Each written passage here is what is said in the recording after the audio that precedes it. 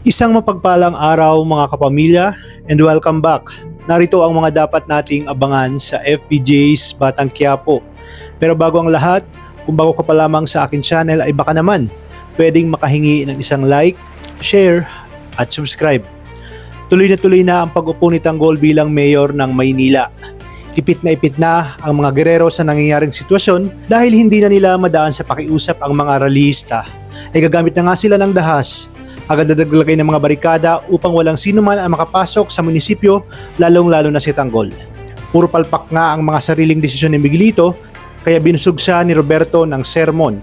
Gayunpaman ay wala nang makakapigil kay Commissioner Medina na ilantad ang buong katotohanan.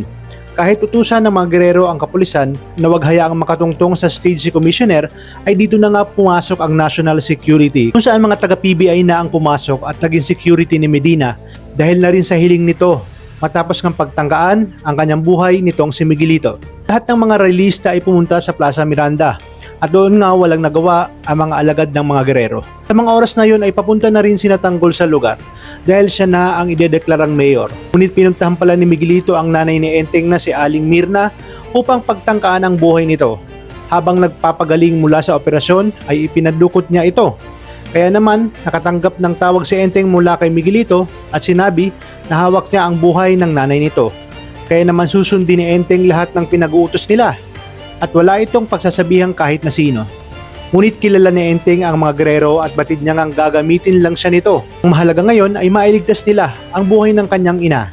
Dito ipinaliwanag niya kay Tanggol ang lahat at nagkaroon sila ng plano kung saan paniniwalain si Miguelito na sinusunod ni Enteng ang kanyang mga utos. Ang hindi alam ni Miguelito ay nilagyan pala nila Enteng ng tracking device ang kanyang nanay para na rin sa seguridad nito. Bago nga ang mahalagang anunsyo ay nagkaroon ng matinding bakbakan upang mailigtas si Aling Mirna. Kaya naman buong pwersang sumugod ang mga batang Quiapo upang bulagain si Miguelito sa lugar kung saan itinatago si Aling Mirna. Dito nagkaharap ang mortal na magkaaway na sina Tanggol at Miguelito. Ngunit sa kasamaang palad ay napuruhan itong si Aling Mirna dahilan kaya't tuluyan itong nasawi. Galit na galit itong si Enteng. Sa mga oras na yon ay gusto na niyang tuluyan itong si Miguelito. Ngunit pinigilan siya ni Tanggol at sinabi na hindi dapat sa ganong paraang mamatay si Miguelito. Kinakailangan umano nilang makitang maghihirap ito. Kahit magmakaawa pa itong patayin siya ay hindi nila gagawin. Kaya naman kasama nila itong binitbit papuntang Plaza Miranda at doon iniharap sa mga taga Maynila. Baka sa mukha ni Miguelito ang galit. Sinabi niya na siya pa rin daw ang mayor at hindi siya makakapayag na maagaw ni Tanggol ang kanyang posisyon na tila ba nasisiraan na ng bait. Di nagtagal ay inanunsyo na ni Commissioner na si Tanggol talaga ang nanalong mayor noong nakaraang eleksyon at nagkaroon ng malaking dayaan na kagagawan ng mga gerero. Kinuha niya ang kamay ni Tanggol at itinaas. Habang si Rigor naman ay galit na nasa presinto at hindi matanggap na talo na ang kanyang mga amo at si Tanggol na nga ang kanyang magiging bagong amo.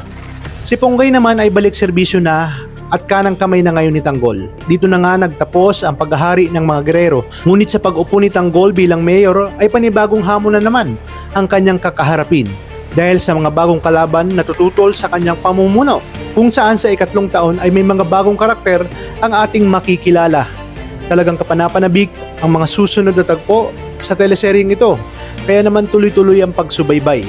Maraming salamat sa inyong panonood at pagpalain tayong lahat, kapamilya.